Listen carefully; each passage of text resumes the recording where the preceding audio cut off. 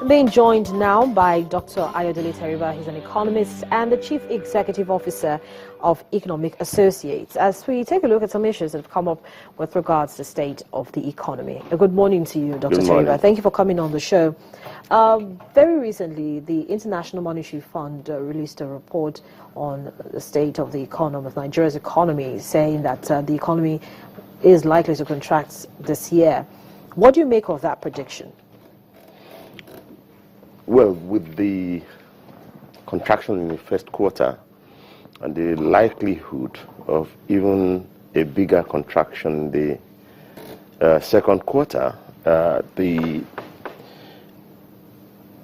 it's reasonable to expect that the whole year, 2016, might end up, in a contraction. Even if we take into consideration the expectation of better performance in the second half. The better performance remains to be seen. It's premised on, okay, the budget has now been signed, there will be government spending, and that the central bank has allowed flexibility in Forex. So for those two reasons, it's expected that second half is likely to be better than the first.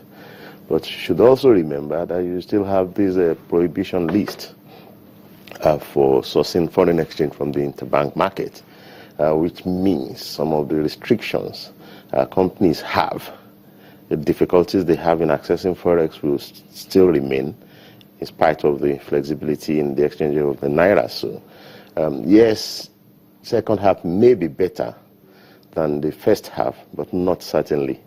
And the likelihood that the gain in second half is going to be bigger than the loss in first half is very low. So 2016 you may regard as a year in which the GDP will contract. Any buffers, any silver lining in the horizon? Well, until the government announces more proactive measures, for changing the situation, apart from allowing flexibility, approving the budget, and then deregulation, or partial deregulation of the downstream sector in terms of petrol as well. Okay, apart from allowing flexibility is reactive, deregulation is reactive, is accommodating shocks that you rather not have. Approving the budget is passive. You do a budget every year. You approve one mid-year. So you haven't done any concrete proactive measure to lift the economy out of the recession, and you need to. In what aspects, in what areas? For example, we say a lot about infrastructure.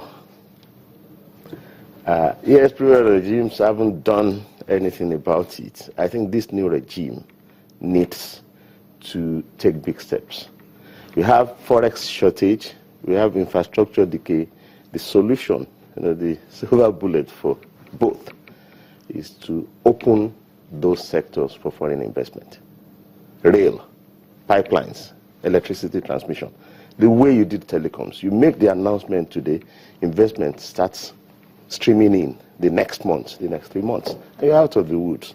Saying you want to go and borrow and award contracts and then the budget is delayed, it's not the way out. The way out is to give the world a bigger role to play in lifting those infrastructure that is in decay and in bringing in Forex through the foreign direct investment inflow, then Nigeria can move forward. But Dr. Teriba, the only way a foreigner could come into a country to invest is if it sees the way the domestic players actually act in such an environment. You can see that the foreign players in telecoms are doing very well.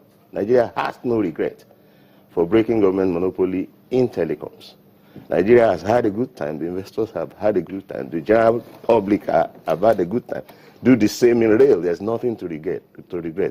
Do the same in power transmission, do the same in gas pipelines. Why do you think it was relatively easy to achieve that in the telecom sector, and we're still having so much issues with regards the railway sector, the housing, and other sectors of the economy that are very critical to jump-starting? See, the telecoms liberalization really we weren't willing to let go then of NITEL. It was just as a new technology arrived and we needed to auction it. That's how it was through the GSM window. So the government wants to hold on to the narrow gauge rail lines that we have now. You can liberalize high-speed rail.